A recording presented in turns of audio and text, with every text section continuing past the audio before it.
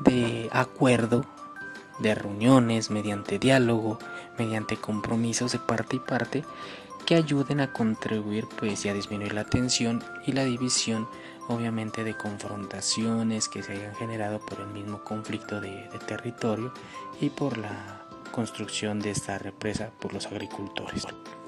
Las consecuencias que desencadenaron las causas anteriormente mencionadas fueron la división en la comunidad, la misma intensificación del conflicto que dividió la comunidad, obviamente generó tensión y enfrentamientos directos entre ambos grupos.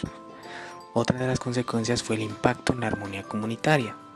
La unidad y la armonía que se caracterizaba entre los dos grupos se vio amenazada y obviamente se fue deteriorando poco a poco, que generó un ambiente tenso entre los mismos habitantes. La afectación a comerciantes y trabajadores. Como se mencionó anteriormente, los comerciantes y los trabajadores se vieron afectados en su producción, en su comercio y obviamente en el decaimiento de su rentabilidad negativamente de sus negocios, porque ellos dependían del lapso y de la unión de la misma comunidad entre agricultores y ganaderos. Las preocupaciones a largo plazo, porque muchos habitantes temían que el conflicto se convierta en una serie de venganza, que deje algo negativo hacia las comunidades y debilite su capacidad para trabajar juntos y resolver el problema.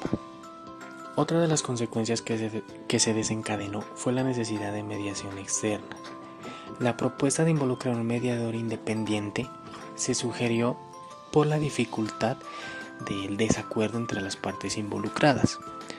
Para llegar a una solución por sí mismo, generar estrategias de cambio y obviamente de control ante el aumento de este conflicto y la complejidad que se iba generando en este tipo de consecuencias. Otra de las consecuencias fue el impacto ambiental potencial. La construcción de la represa y la disputa sobre el impacto en el agua y los pastos naturales se vio deteriorado a tener consecuencias ambientales negativas que afectaron la sostenibilidad a plazo de la comunidad.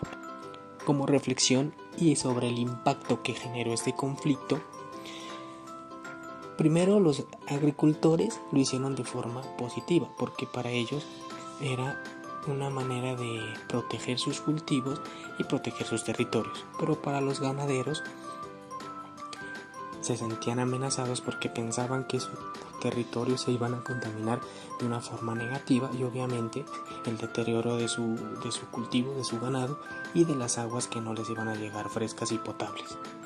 Entonces se buscó un mediador para que haya una inclusión, haya una cohesión social, mediante recursos económicos, mediante el diálogo, se pueda solucionar este conflicto y obviamente disminuir el daño significativo que se produjo en el daño ambiente y en relaciones interpersonales.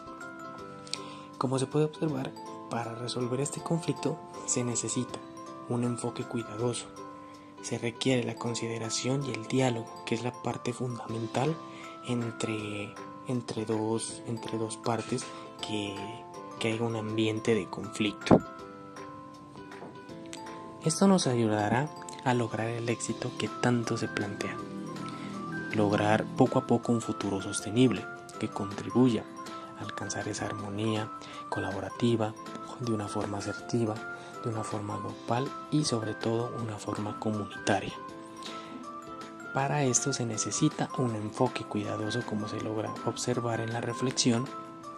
Se requiere de una consideración de decisiones, respetar la opinión del otro, buscar estrategias de acuerdo y de diálogo y de crecimiento en control y desarrollo, y no generar una serie de conflictos, sino buscar soluciones sostenibles para evitar la evolución de un conflicto o problemas.